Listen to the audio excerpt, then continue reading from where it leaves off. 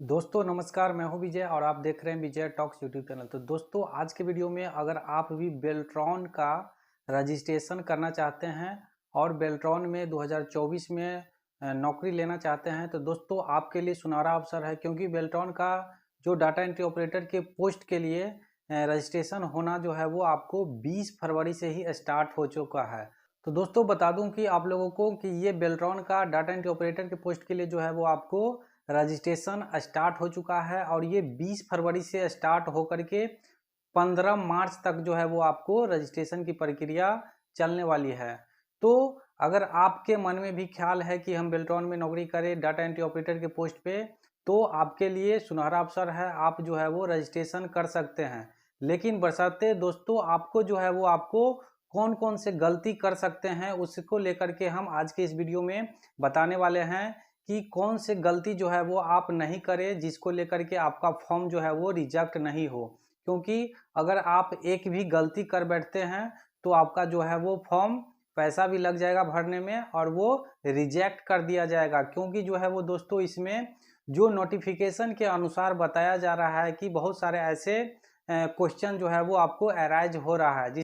तो दोस्तों बता दूं कि अगर आप फॉर्म फिल कर रहे हैं तो फॉर्म फिल करने के दौरान जो है वो आपको बहुत सारे ऐसे ऑप्शन दिया गया है जिसमें आपको डॉट्स होगा और वो आप जानबूझ करके गलती कर बैठिएगा।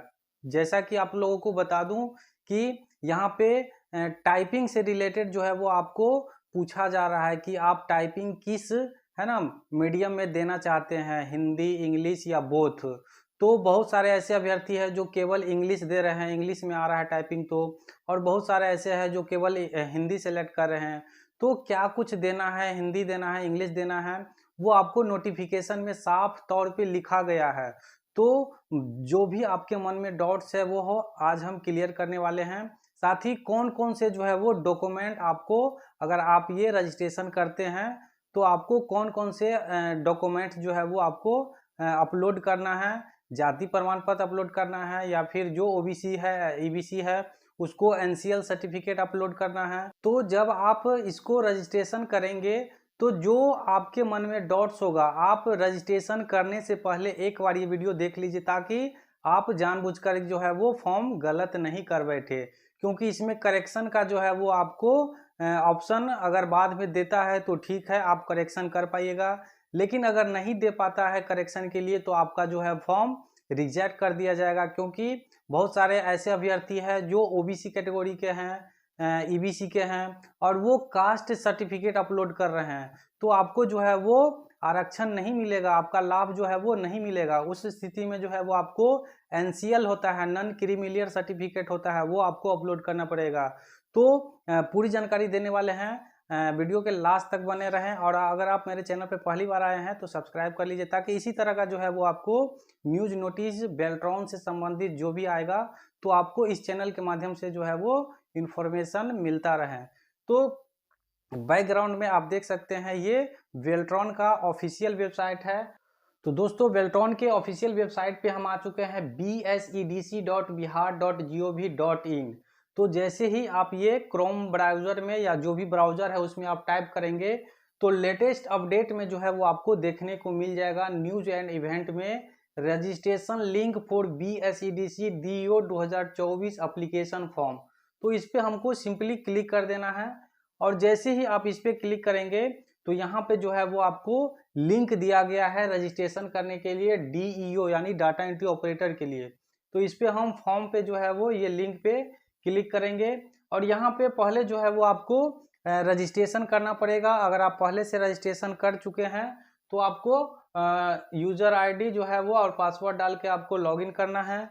अगर आप न्यू कैंडिडेट है तो यहाँ पे सबसे पहले जो है वो रजिस्टर जो है वो करना पड़ेगा, रजिस्टर हेयर। तो दोस्तों थोड़ा सा यहाँ पे आपको ये वेट करना पड़ेगा और जैसे ही ये खुलेगा तो इसका जो है वो इंस्ट्रक्शन देता है कि काइंडली यूज क्रोम ब्राउज़र या फिर मोजिला फायरफॉक्स जो है वो आपको यूज करना है। तो सिंपली इसको हम क्लोज करेंगे और यहाँ पे जो है वो प्राइवेसी नोटिस जो है वो दिया गया है कि एप्लीकेशन नेम जो है वो आपको candidate name will be capture to verify the document uploaded date of birth जो है वो आपको to check the application is eligibility for the application, यानी आपका जो उम्र है वो अगर ये नोटिफिकेशन के माध्यम से अगर पूर्ण रहा है तो आप अप्लाई कीजिए, अन्यथा जो है वो आपको अगर एज पूरा नहीं हो पा रहा है तो ये आपको रिजेक्ट कर दिया जाएगा। साथ ही मोबाइल नंबर जो है वो आपको कम्युनिकेशन के लिए यानी एसएमएस के थ्रू जो है वो आपको ओटीपी हो जो भी हो उसके लिए जो है वो आपको मोबाइल नंबर जो है वो होना चाहिए, और ईमेल आईडी जो है वो आपका होना चाहिए टू सेंड एप्लीकेशन रिलेटेड जो है वो कम्युनिकेशन, यानी आपके आवेदन से संबंधित जो है वो जानकारी प्राप्त या भेजने के लिए यहाँ पे बताया जा रहा है। इसको जो है वो सिंपली हम आई एग्री कर देंगे, और जैसे ही आप इसको नीचे आएंगे तो यहाँ पे आप देख सकते हैं register for BSEDC data entry operator 2024। तो ये डाटा एंट्री ऑपरेटर के जो है वो पोस्ट के लिए रजिस्ट्रेशन जो है वो स्टार्ट हो चुका है। तो लास्ट तक बने रहें, कहाँ पे जो है वो आपको क्या चीज़ भरना है पूरी जानकारी जो है वो हम देने वाले हैं, क्योंकि अगर आप ये वीडियो एक बार देख लेंगे तो आपको जो है वो फॉर्म फिल करते समय कोई भी जो है वो त्रुटि यानी गलत एंट्री जो है वो प्रविष्ट नहीं कर पाएंगे। तो अगर ये आप देख लेते हैं तो सबसे पहले जो है वो आपको यहाँ पे नाम डालना है, आपका नाम कैंडिडेट का मिडिल नेम और कैंडिडेट का जो है वो आपको लास्ट नेम इस तरह से डालना है। उसके बाद यहाँ पे हैव यू इंटरचेंज नेम, अगर आप यहाँ पे नाम डालते हैं तो इसको आप चेंज करना चाहेंगे कि नहीं, तो यहाँ पे नो करना है। इसके बाद आपका डेट ऑफ बर्थ डालने के बाद मेल फीमेल और ट्रांसजेंडर यानी आप जो भी हो मेल फीमेल हो तो वो सिलेक्ट कर लेंगे। तो सिंपली दोस्तों यहाँ पे आपका मोबाइल नंबर डालना है। मोबाइल नंबर डालने के बाद कंफर्म मोबाइल नंबर, यानी जो यहाँ पे मोबाइल नंबर फर्स्ट में देंगे वही यहाँ पे सेम नंबर डालना है। उसके अलावा जो है वो आपको एक अल्टरनेट मोबाइल नंबर जो है वो आपको यहाँ पे डाल भी सकते हैं अगर है तो, अगर नहीं भी है तो यहाँ पे स्टार मार्क्स जो है वो आपको नहीं दिया गया है, नहीं भी दीजिएगा तो कोई प्रॉब्लम नहीं है। ईमेल आईडी जो है वो आपके पास होना ही चाहिए, ईमेल आईडी डालना है। फिर सेम जो है वो कन्फर्म ईमेल आईडी डाल करके और यहाँ पे जनरेट ओटीपी करना है। जैसे ही आप जनरेट ओटीपी करेंगे तो आपके मोबाइल नंबर पे ईमेल आईडी पे दोनों पे ओटीपी जाएगा। ओटीपी जो है वो आपको सबमिट करके आई एग्री करना है, आई एग्री पे टिक करके और ये कैप्चा डाल के जो है वो आपको रीवेरीफाई पे क्लिक कर देना है। जैसे ही आप ये रीवेरीफाई पे क्लिक करेंगे तो इसका जो है वो अगला स्टेप जो है वो पर्सनल डिटेल्स का जो है वो आपको ओपन हो जाए। तो जैसे ही इसका आप वेरीफाई करके नेक्स्ट पे क्लिक करेंगे तो आपका इसका अगला पैनल जो है वो खुल के आ जाएगा और यहाँ पे आपको देखने को मिल जाएगा डेट ऑफ बर्थ, इसके बाद एप्लीकेशन नंबर जो है वो आपको, कैंडिडेट का नाम, have you change your name तो नो पे आप क्लिक करेंगे तो नो। इसके बाद आपको मटेरियल स्टेटस अनमैरिड जो भी हो, आप मैरिड हो तो वो क्लिक कर लेंगे। फादर नेम, मदर नेम और फादर मदर नेम जो है वो आप क्लिक करने के बाद अनमैरिड, इसके बाद फादर नेम, मदर नेम और आपका ईमेल आईडी, मोबाइल नंबर डाल करके इसके बाद नेक्स्ट जो है वो आपको पोस्ट डिटेल डालना है। तो पोस्ट डिटेल में आपको डाटा एंट्री ऑपरेटर जो है वो आपको सेलेक्ट कर लेना है। इसके बाद candidate domicile and category details जो है वो आपको देखने को मिल जाएगा। तो यहाँ पे कैंडिडेट डोमिसाइल और कैटेगरी जो है वो यानी डोमिसाइल यानी आपका बिहार का आप निवास है या नहीं है वो, और आपका कैटेगरी क्या है, ईबीसी है, बीसी है, BC1 है, BC2 है, ओबीसी है या जनरल है, तो वो उससे रिलेटेड जो है वो आपको फिल करना है। इसके बाद नेशनलिटी यानी आप इंडियन है तो इंडियन। इसके बाद are you domicile of Bihar, यहाँ पे जो है वो आपको क्लिक करना है यस और नो, यानी अगर आप बिहार के निवासी है तो यस करना है, अगर आप अदर स्टेट के हैं तो यहाँ पे जो है वो आपको नो करना है। तो जैसे ही आप ये डोमिसाइल ऑफ बिहार कीजिएगा तो यस कीजिएगा तो आपको जो है वो आपको यहाँ का निवास यानी आवासीय प्रमाण पत्र जो है वो आपको अपलोड करना पड़ेगा। दोस्तों अगर आप बिहार के डोमिसाइल नहीं है यानी बिहार के निवासी है तो आप जिस भी स्टेट के हैं या जहाँ के भी है वहाँ का जो है वो आपको आवासीय का जो है प्रमाण पत्र अपलोड कर देना है। इसके बाद दोस्तों यहाँ पे आप देख सकते हैं रिजर्वेशन कैटेगरी जो है वो आपको यहाँ पे बहुत ही महत्वपूर्ण है। आप जो भी जनरल है, ओबीसी है, ईबीसी है, एससी है, एसटी है, यानी जो भी है वो आपको सेलेक्ट कर लेना है। इसके बाद सेलेक्ट करने के बाद अगर आप आरक्षण लेना चाहते हैं, लाभ लेना चाहते हैं यानी जनरल है तो जनरल के लिए आपको ईडब्ल्यूएस जो है वो आपको प्रमाण पत्र बनता है ब्लॉक से, वो आपको अब बना करके और अपलोड करना है। जैसे ही आप अपलोड करेंगे जनरल वालों के लिए, तो आपको 10% जो है वो आरक्षण दिया जाएगा ईडब्ल्यूएस के लिए। यानी जो है वो आपको आर्थिक रूप से कमजोर जो है वो, यानी आपका जो फैमिली है वो 8 लाख से कम का जो है वो इनकम जो है वो, एनुअल इनकम जो है वो 8 लाख से कम है, इस तरह से जो है वो ईडब्ल्यूएस का सर्टिफिकेट बनता है, वो आप जनरल वाले बना करके अपलोड कर सकते हैं। अगर ओबीसी है, बीसी 2 है या फिर ईबीसी है, ईबीसी 1 है, तो उसके लिए दोस्तों आपको एनसीएल बनता है, नॉन क्रीमिलियर सर्टिफिकेट बनता है, जो आपको ब्लॉक से बनेगा। तो इस जगह पे आपको जाति सिंपल जो है वो जाति प्रमाण पत्र अपलोड नहीं करना है। अगर आप जाति प्रमाण पत्र अपलोड करते हैं तो कोई भी जो है वो आपको लाभ नहीं दिया जाएगा। यानी आपका जाति जो है वो वेरीफाई तो हो जाएगा कि आप ओबीसी है, ईबीसी है, एससी है, एसटी है या फिर जनरल है।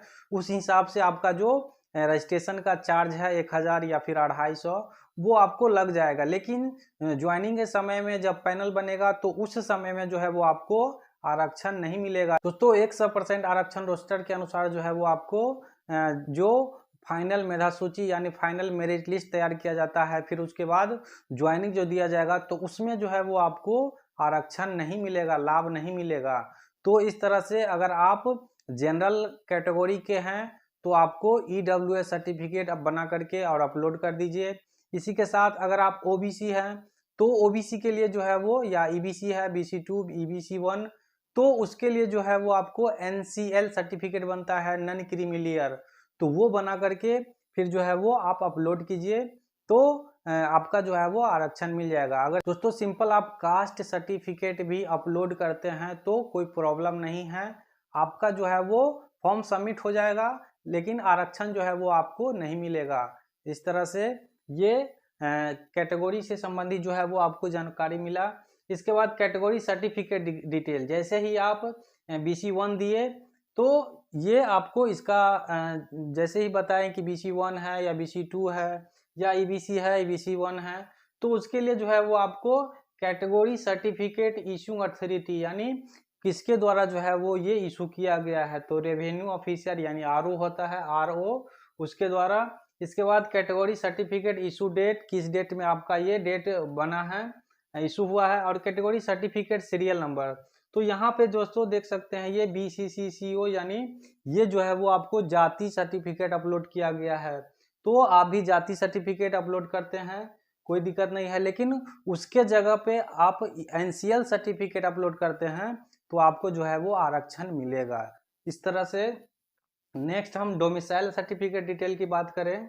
यहाँ पे आप देख सकते हैं डोमिसाइल सर्टिफिकेट डिटेल्स, यानी आप जहाँ के निवासी है, निवास स्थान है, वहाँ का जो है वो, यानी ये निवास जो सर्टिफिकेट है वो आपको अपलोड करना है। Domicile certificate issuing authority RO, date of issue, जिस डेट में आपका इशू हुआ है वो डेट भरना है, यानी डोमिसाइल सर्टिफिकेट का सीरियल नंबर जो है वो आपको भर देना है। इसके बाद एडिशनल डिटेल्स, एडिशनल डिटेल्स में नेक्स्ट दोस्तों बात करूँ एडिशनल डिटेल्स की, तो यहाँ पे आपको एडिशनल में RU PHBD, that is personal with benchmark जो है वो disabilities with at least 40% disability, यानी आप 40% के अंतर्गत जो है वो आपके पास दिव्यांगता का सर्टिफिकेट है, यानी आप विकलांग है, दिव्यांग है, तो उस स्थिति में आप यस या नो जो है वो क्लिक कर सकते हैं। अगर है तो यस करना है, उसके बाद उसका सर्टिफिकेट अपलोड करना है। अगर नहीं है तो आपको नो करके निकल जाना है। नो करने के बाद इसके बाद नेक्स्ट जो है वो आपको आइडेंटिफिकेशन डिटेल्स, यानी आपका जो है वो पहचान जो है वो कुछ देना पड़ेगा, जैसे मार्क ऑफ विजिबल, जो आपके फेस पे, बॉडी पे जो है वो आपको होना चाहिए, दिखना चाहिए। तो यहाँ पे आप देख सकते हैं ए मोल ऑन द फेस, यानी आप कुछ भी कट फट का निशान जो है वो मोल है, तिल है, तो वो आपको आइडेंटिफिकेशन मार्क्स जो है वो आपको देना पड़ेगा। इसके बाद please select type of identification. इसके बाद ये मार्क विजिबल के बाद जो है वो आपको ये आपका पहचान पत्र एक देना पड़ेगा, या तो आप पैन कार्ड दे, आधार कार्ड दे, या फिर वोटर आईडी कार्ड जो है वो कुछ भी यहाँ पे देना पड़ेगा। जैसे पेन कार्ड दिए तो पेन कार्ड का उसका नंबर देना पड़ेगा, और जो पेन कार्ड में नाम है वो नाम जो है वो आपको यहाँ पे देना पड़ेगा। या फिर आप आधार कार्ड देते हैं तो आधार का नंबर देना है, और जो आधार में जो स्पेलिंग है वो आपको यहाँ पे देना है। उसके बाद कॉरेस्पॉन्डेंस एड्रेस, जो आपका निवास स्थान का एड्रेस है वो एड्रेस जो है वो आपको भर देना है। तो इस तरह से दोस्तों यहाँ पे आप परमानेंट एड्रेस यानी जो कॉरेस्पॉन्डेंस एड्रेस है अगर आपका सेम है तो आप टिक लगा देंगे, तो परमानेंट एड्रेस जो है भी आपका सेम हो जाएगा। तो इस तरह से डिस्ट्रिक्ट पिन कोड डाल के और टिक कर आउट कर देंगे तो आपका परमानेंट एड्रेस जो है वो आपको सेम आ जाएगा। इसके बाद जो है वो आपको एजुकेशनल सर्टिफिकेट जो है वो आपको डिटेल्स देना है, फिर उसको अपलोड करना है। तो ये सबसे पहले आपको मैट्रिकुलेशन 10th डिटेल्स यानी आप कौन से डेट में 10th यानी 10वां पास किए हैं उसका डिटेल देना है। नेम ऑफ द बोर्ड यानी जिस बोर्ड से आप पास है, बिहार बोर्ड हो या फिर सीबीएसई बोर्ड हो तो वो दे देना है। फिर आप कौन से स्कूल से या इंस्टीट्यूट से जो है वो आप पास किए हैं उसका नाम देना है। फिर जो है वो आपको परसेंटेज ऑफ मार्क या फिर CGPA ग्रेड जो भी परसेंटेज है वो आपको देना है। तो इस तरह से मैक्सिमम मार्क्स कितना था, आपका परसेंट कितना आया और कौन से ईयर में जो है वो आप पास आउट हुए हैं वो आपको दे देना है। इसके बाद इसेंशियल क्वालिफिकेशन डिटेल्स, ये मैट्रिकुलेशन के बाद जो है वो आपको इसेंशियल क्वालिफिकेशन डिटेल यानी 12th बेस पे है तो सिंपली आप मैट्रिक और 12th दे सकते हैं। इसके बाद उसे अगर आपके पास हायर एजुकेशन है, ग्रेजुएशन है, पोस्ट ग्रेजुएशन है तो वो भी आप इसमें दर्शा सकते हैं। इसके बाद तो दोस्तों इस इसेंशियल क्वालिफिकेशन डिटेल्स में जो है वो आपको इसेंशियल क्वालिफिकेशन जो आप 12th दे सकते हैं या फिर आप ग्रेजुएशन सेलेक्ट कर लेंगे। अगर ग्रेजुएशन देते हैं तो उसका डिटेल्स देना है, बोर्ड का नाम। अगर आप 12th देते हैं तो उसका जो है वो डिटेल्स जो है वो बोर्ड का नाम, इसके बाद इंस्टीट्यूट का नाम और उसका सब्जेक्ट जो है वो आपको देना है, कौन से सब्जेक्ट से आप पास हैं यानी साइंस है, आर्ट्स है, कॉमर्स है, जो भी है वो देना है। इसके बाद परसेंटेज ऑफ मार्क्स उसका और कितना मार्क्स जो है वो आपको आया है, इस तरह से उसका परसेंट और कौन से ईयर में पास हुए हैं ये दे देना है। मेन जो है यहाँ पे आपको देखने को टाइपिंग मीडियम डिटेल्स, ये दोस्तों आपको बता दें कि मेन जो है वो आपको प्रॉब्लम यहाँ पे बहुत सारे ऐसे अभ्यर्थी है जो गलती कर बैठे हैं, तो आपको गलती नहीं करना है। टाइपिंग मीडियम डिटेल्स में टाइपिंग मीडियम जो है वो आपको यहाँ पे 3 ऑप्शन देता है, हिंदी, इंग्लिश और बोथ। तो बहुत सारे ऐसे हैं जो इंग्लिश करके और निकल गए हैं कि हमको इंग्लिश में टाइपिंग आ रहा है तो हम इंग्लिश सेलेक्ट कर लेते हैं और इंग्लिश में जाकर के एग्जाम दे देंगे, पास हो जाएंगे, हमारा जॉब जो है वो हो जाएगा। तो दोस्तों इस तरह से बिल्कुल नहीं होगा। आपको यहाँ पे टाइपिंग मीडियम जो है वो आपको बोथ करना पड़ेगा। बोथ का मतलब हिंदी और इंग्लिश में दोनों में आपको एग्जाम देना है टाइपिंग का।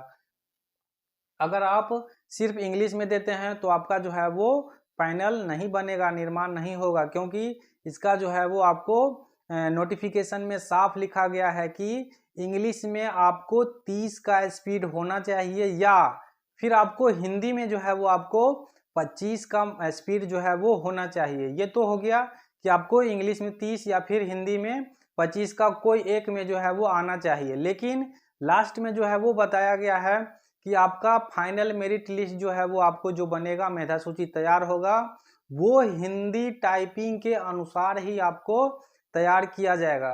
तो यहाँ पे जब आप इंग्लिश है ना सेलेक्ट किए रहेंगे, इंग्लिश में टाइपिंग दिए और हिंदी का कोई चर्चे नहीं है, तो आपका फाइनल मेरिट लिस्ट किस प्रकार से बनाया जाएगा। तो यहाँ पे जो है वो आपको गलती नहीं करना है।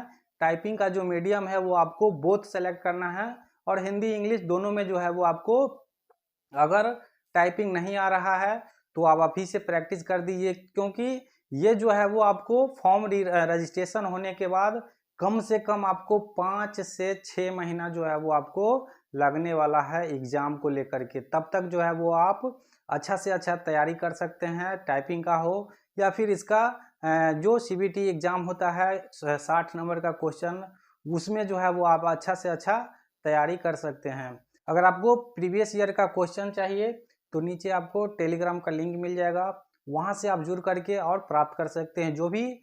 जो बैक से 2019 से अभी तक एग्जाम हुआ है बेल्ट्रॉन का, उसका जो है वो आपको प्रीवियस ईयर का क्वेश्चन हमारे पास उपलब्ध है, तो वो प्रोवाइड करा देंगे आपको टेलीग्राम पे। तो यहाँ पे जो दोस्तों टाइपिंग का जो मीडियम होना चाहिए आपको बोथ सेलेक्ट करना है, न कि हिंदी और न ही इंग्लिश। इसके बाद नेक्स्ट जो है वो आप देख सकते हैं computer of BSDM course details, यानी आपके पास जो है वो कंप्यूटर से संबंधित जो है वो सर्टिफिकेट होना चाहिए।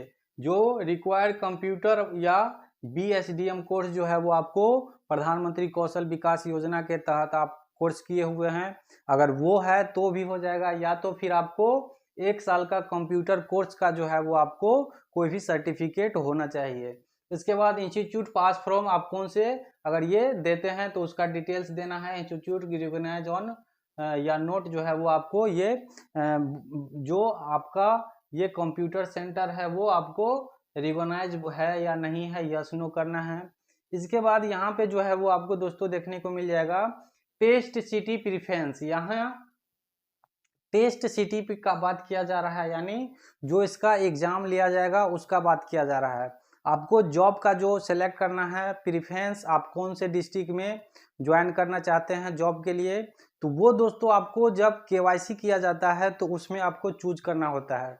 यहाँ पे जो है वो टेस्ट सिटी प्रेफरेंस, यानी टेस्ट का मतलब जांच जो परीक्षा होगा टाइपिंग का और सीबीटी एग्जाम का, वो आप कहाँ देना चाहते हैं उसका जो है वो आपको यहाँ पे सेलेक्ट करना है। पहला में प्रेफरेंस टेस्ट स्टेट, यानी आप बिहार में देना चाहते हैं तो बिहार, या फिर अदर स्टेट में देना चाहते हैं तो अदर सेलेक्ट करना है। इसके बाद प्रेफरेंस टेस्ट सिटी 1, यानी फर्स्ट में आप दरभंगा दिए, सेकंड में जो है वो आपको Bihar, preference test city Patna, third में बिहार, तो है ना प्रेफरेंस टेस्ट सिटी जो है वो आपको मुजफ्फरपुर। तो ये 3 जो है वो आपको सेलेक्ट करना है टेस्ट का, यानी आप कौन से स्टेट में और उसके कौन से जिला में जो है वो आप परीक्षा देना चाहते हैं वो। इसके बाद नेक्स्ट जो है वो आप, तो दोस्तों इतना चीज़ आपको भरने के बाद लास्ट में जो है वो आपको पेमेंट्स का जो है वो डिटेल्स आ जाएगा, पेमेंट कर देना है। आप जिस कैटेगरी से है, जनरल से है तो आपको 1000 रुपया लगने वाला है, बीसी है ईबीसी है तो भी आपको 1000 लगने वाला है, आप महिला है या फिर SC ST हैं तो आपको 250 रुपया जो है वो आपको रजिस्ट्रेशन चार्ज लगने वाला है। इस तरह से पेमेंट जो है वो आपको ऑनलाइन मोड करना है और इसका स्टेटस दिख जाएगा, उसका ट्रांजैक्शन आईडी, और इस तरह से जो है वो आपको रिसीविंग जो है वो देखने को मिल जाएगा। अब यहाँ पे जो आपको अपलोड करना है सर्टिफिकेट, वो कौन कौन से डॉक्यूमेंट्स जो है वो आपको स्कैन करके अपलोड करना है। तो सबसे पहले आप देख सकते हैं to view your copy of scan 10th class marksheet, यानी 10वीं का जो है वो आपको मार्कशीट अपलोड करना है। इसके बाद to view your copy of scan essential qualification certificate, यानी अगर आप 12th का देते हैं तो उसका सर्टिफिकेट, या फिर उससे हायर जो भी आप देते हैं ग्रेजुएशन का, पोस्ट ग्रेजुएशन का, जो आप सेलेक्ट करके भरे रहेंगे उसका जो है वो आपको सर्टिफिकेट यहाँ पे अपलोड कर देना है। इसके बाद नेक्स्ट जो है एक चीज़ यहाँ पे आपको देखने वाली बात है कि 10th का जो है वो आपको मार्कशीट ही आपको अपलोड करना है। यहाँ पे सर्टिफिकेट का बात नहीं किया जा रहा है, क्योंकि दोस्तों 10th के मार्कशीट में ही बच्चे का नाम, फादर नेम, मदर्स नेम और डेट ऑफ बर्थ जो है वो आपको मार्कशीट में ही लिखा होता है, इसलिए जो है वो आपको यहाँ पे 10th का मार्कशीट ही अपलोड करने के लिए कहा जा रहा है, न कि उसका सर्टिफिकेट। इसके बाद नेक्स्ट जो है वो इसेंशियल क्वालिफिकेशन में, यानी अगर आप 12th का अपलोड किए हैं तो 12th का, इसके बाद या फिर उससे हायर ग्रेजुएशन है या पीजी है तो उसका जो है वो आपको सर्टिफिकेट अपलोड कर देना है। नेक्स्ट जो है वो आपको to view your copy of scan essential qualification marksheet, certificate के बाद जो है वो आपको उसका मार्कशीट अपलोड करना है। इसके बाद जो है वो आपको 1 ईयर कंप्यूटर कोर्स सर्टिफिकेट, यानी 1 साल का जो है वो आपको जो सर्टिफिकेट कंप्यूटर का है उसका अपलोड करना है। नेक्स्ट स्टेट डोमिसाइल सर्टिफिकेट, यानी आप जिस स्टेट के डोमिसाइल है, निवासी है, वहाँ का आवासीय जो है वो आपको प्रमाण पत्र अपलोड करना है। यहाँ पे डोमिसाइल अपलोड करना है। इसके बाद एनसीएल सर्टिफिकेट, यानी नॉन क्रीमिलियर सर्टिफिकेट, अगर आप उसमें आते हैं तो एनसीएल सर्टिफिकेट जो है वो आपको अपलोड करना है। तो इस तरह से अगर दोस्तों ये टोटल जो है वो आपको 10th का मार्कशीट, इसेंशियल क्वालिफिकेशन, इसके बाद इसेंशियल क्वालिफिकेशन का मार्कशीट, 1 साल का कंप्यूटर कोर्स का सर्टिफिकेट, इसके बाद आवासीय सर्टिफिकेट जिस आप स्टेट से है वहाँ का, और एनसीएल सर्टिफिकेट अपलोड करने के बाद आपको डिक्लेरेशन, सेल्फ डिक्लेरेशन है, इस पर क्लिक करके और फाइनल सबमिट जो है वो आपको कर देना है। तो जैसे ही आप फाइनल सबमिट करेंगे तो आपको इस तरह से जो है वो एक रिसीविंग निकल के आ जाएगा, और फोटो और सिग्नेचर भी जो है वो आपको अपलोड करना है इसी समय।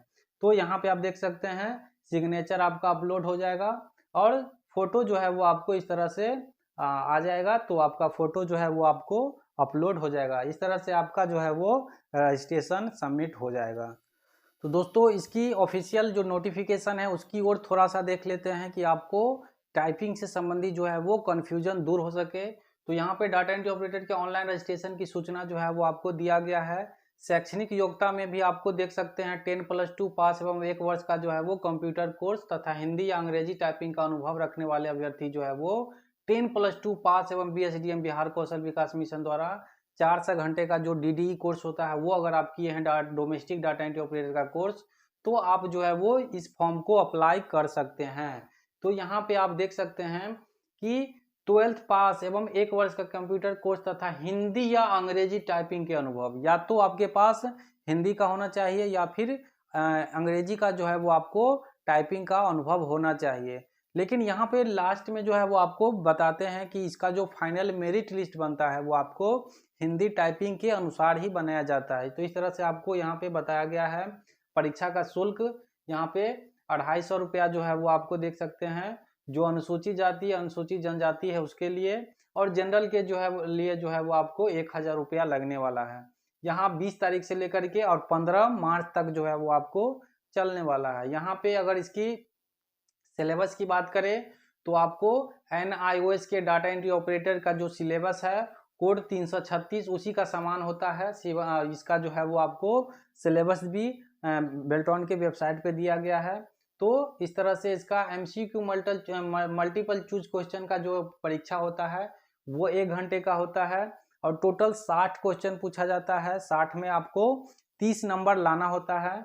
इसके बाद यहाँ पे आप देख सकते हैं MCQ परीक्षा के पश्चात उसी दिन कुछ अंतराल के बाद टाइपिंग की दक्षता परीक्षा आयोजित की जाएगी और हिंदी और अंग्रेजी दोनों के टाइपिंग की दक्षता परीक्षा कंप्यूटर पर ली जाएगी। यहाँ पे आप देख सकते हैं कि फॉर्म भरते समय अगर आप केवल इंग्लिश देते हैं या हिंदी देते हैं, लेकिन आपका जो एग्जाम होगा उसमें दोनों हिंदी और अंग्रेजी दोनों का जो है वो आपको टाइपिंग का टेस्ट लिया जाएगा, है ना। और टाइपिंग हिंदी का जो है वो टेस्ट मंगल फ्रंट तथा रेमिंगटन गेल का जो है वो आपको कीबोर्ड लेआउट पे ली जाएगी। दक्षता परीक्षा का स्तर जो है वो अंग्रेजी में न्यूनतम 30 WPM और हिंदी में 25 का जो है वो आपके पास होना चाहिए।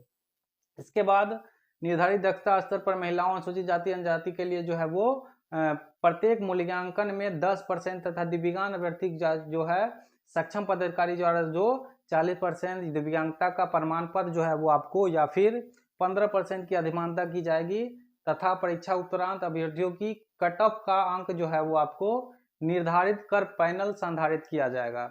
इसके बाद जो सेवा प्रदाता होता है यानी आउटसोर्स के माध्यम से जो है वो आपको रजिस्टर तथा गुणवत्ता परीक्षित अभ्यर्थियों का पैनल संधारित करेगा और फिर अध्याचनाएं के प्राप्त होने पर जो है वो आपको यानी जिस डिपार्टमेंट से जरूरत पड़ेगा वहां पे आपको ये प्रतिनियुक्ति किया जाएगा। इसके बाद यहाँ पे एकरारनामा जो है वो आपको एग्रीमेंट करना होगा और एकरारनामों की व्यवस्था अभ्यर्थियों के बेल्ट्रॉन या अध्यासी विभागों में नियुक्ति का आधार नहीं होगा। उसके बाद दोस्तों नेक्स्ट जो पॉइंट है यहाँ पे आप देख सकते हैं साफ तौर पे लिखा गया है हिंदी टाइपिंग परीक्षा के प्राप्तांक के अनुक्रम में मेधा सूची आधारित पैनल बनाई जाएगी, यानी जो हिंदी टाइपिंग में सबसे ज्यादा मार्क्स लाएगा उसका सबसे ऊपर जो है वो आपको पैनल में नाम रखा जाएगा। इस तरह से ये 2023 में भी हुआ है। जो BPSM के कार्यपालक सहायक थे वो भी आप डाटा एंट्री ऑपरेटर के पोस्ट पे जो एग्जाम दिए उसका फाइनल मेरिट लिस्ट बना 2131 का,